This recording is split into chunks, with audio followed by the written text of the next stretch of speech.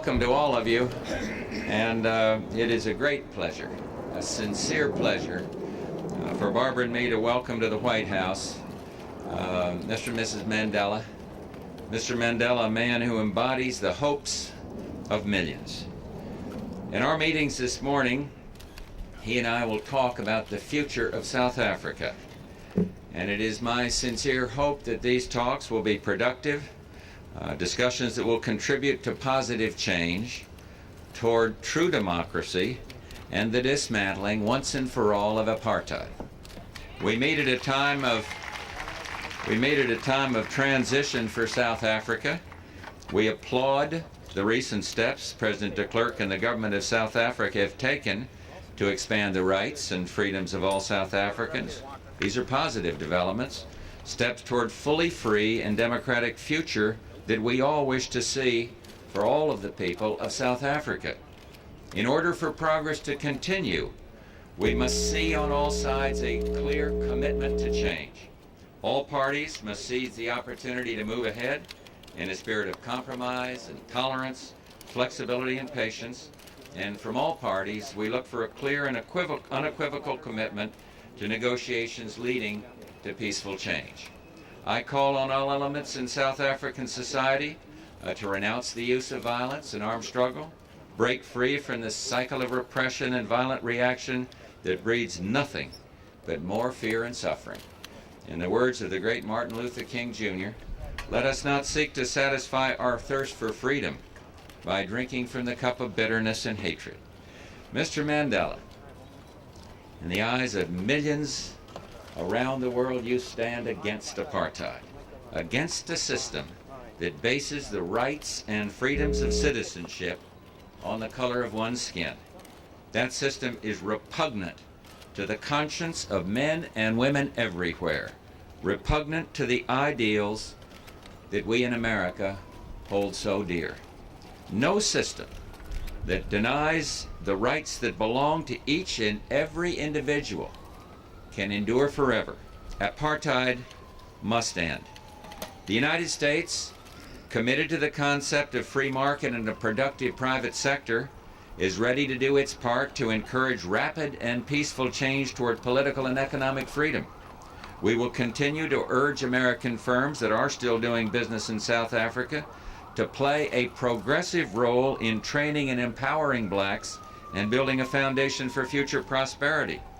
But while the reform process has moved forward, and it has, apartheid remains a reality and genuine democracy a dream.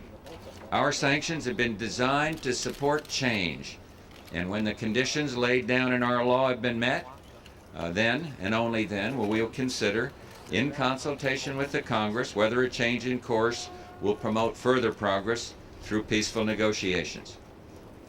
Now, Mr. Mandela, we in this country support the struggle against apartheid, and for 2 centuries we had our own battles. America fought its own battles to promote the standard of equal rights. It was here at the White House, in a room now obscured by these coverings that were repainting the White House, but it's right there, in the midst of the Civil War, that Abraham Lincoln signed the Emancipation Proclamation, that great beacon of light and hope. And in the room where this historic document was signed, even now, we feel the power of the undeniable truth that guided Lincoln's hand, that all men must be free. In this past year, freedom has made great gains. A terrible chapter of oppression has ended for millions of men and women in Eastern Europe, in Asia, and in this hemisphere. People have defeated through peaceful means dictatorships that promised freedom and progress, but delivered only poverty and repression. The triumph is far from universal. There are still those who rule through force and terror, but the events of this past year have been clear. The future belongs not to the dwindling ranks of the world's dictators, but to democracy, the millions of friends of freedom the world over. Mr. Mandela, you said many years ago, before the first of your 10,000 days in prison, that there is no easy walk to freedom. Your years of suffering, your nation's suffering, have borne that out. But just as this past year so many millions of people in Eastern Europe and elsewhere tasted freedom, so too South Africa's time will come. As Martin Luther King said on the steps of the Lincoln Memorial, we cannot walk alone. Sir, we here in America walk in solidarity with all the South Africans who seek, through nonviolent means, democracy, human rights, and freedom. Once again, it is a sincere privilege to welcome you to the White House, and may God bless you and all the people of South Africa. Welcome, sir.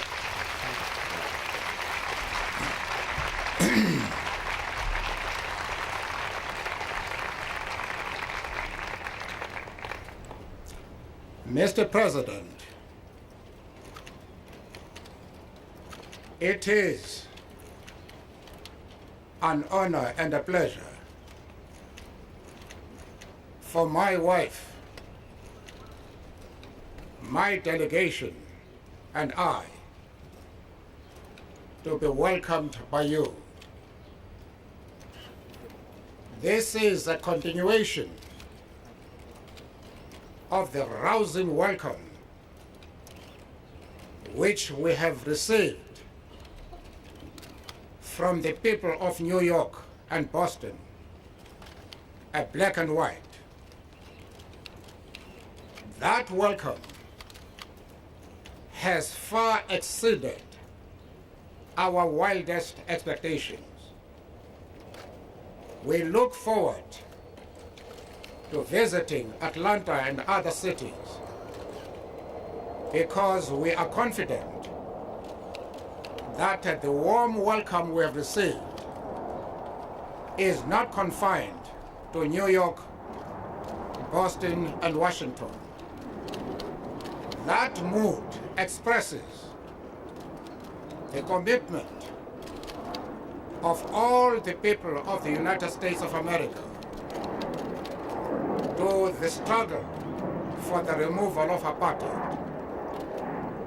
One thing that is very clear, and it has been made even more clear in the remarks by the President, is that on the question of the removal of apartheid and the introduction of a non-racial democracy in our country, we are absolutely unanimous. That is something that we have always known, because the people of America, and the President in particular, has spoken in this regard in very clear and firm terms. And this has been a source of great encouragement to our people. To receive the support of any government is, in our situation, something of enormous importance. But to receive the support of the government of the United States of America, the leader of the West, is something beyond words. If today we are confident that the dreams which have inspired us all these years is about to be realized, it is in very large measure because of the support we have got from the masses of the people of the United States of America, and in particular from the government and from the President. There are very important political developments that have taken place in our country today, and it is my intention to brief the President as fully as possible on these developments. We are doing so because it is necessary for him to understand, not only in broad outline, what is happening in our country, he must be furnished with the details which may not be so available to the public, so that the enormous assistance that he has given us should be related to the actual development in the country. I will also ask the President to maintain sanctions, because it is because of sanctions that such enormous progress has been made in the attempt to address the problems of our country. I will also inform him about developments as far as the armed struggle is concerned. The remarks that he has made here are due to the fact that he has not as yet got a proper briefing from us. I might just state in passing that the methods of political action which are used by the black people of South Africa were determined by the South African government. As long as the government is prepared to talk, to maintain channels of communication between itself and the government, there can be no question of violence whatsoever. But when a government decides to ban political organizations of the oppressed, intensifies oppression, and does not allow any free political activity, no matter how peaceful and non-violent, then the people have no alternative but to resort to violence. There is not a single political organization in our country, inside and outside Parliament, which can ever compare with the African National Congress in its total commitment to peace. If we were forced to resort to violence, it is because we had no other alternative whatsoever. But even in this regard, there have been significant developments which I hope to brief the President on. I am also going to brief the President on the key role which the ANC now occupies in the country as a result of its efforts to mobilize the entire country around the question of peace. We have and are addressing the question of black unity. We are also addressing ourselves to means and methods of helping Mr. de Klerk to maintain his position with confidence and to go on with negotiations without looking over his shadow. We have already started important initiatives in trying to mobilize the white community, not only those who support him, but even the right wing, because we are the only organization in the world that can help Mr. de Klerk to maintain his position.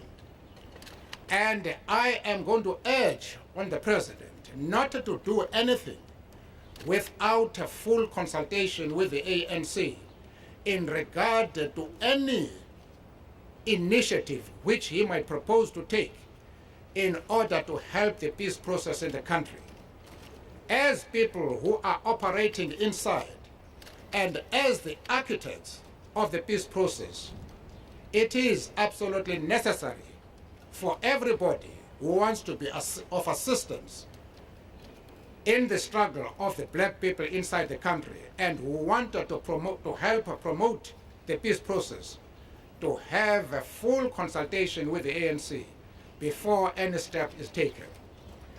Finally, Mr. President, I would like to congratulate you and President Gorbachev for the magnificent efforts that you are making in order to reduce international tensions and to promote peace.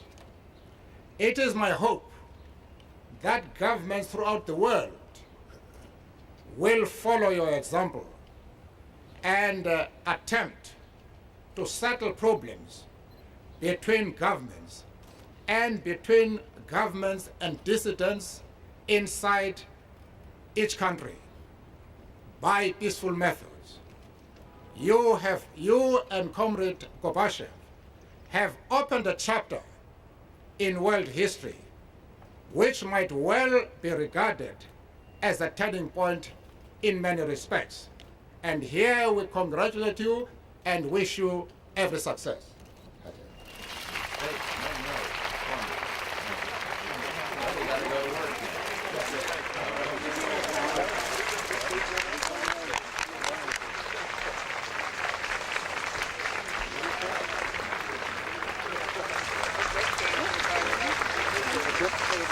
No, it's wonderful.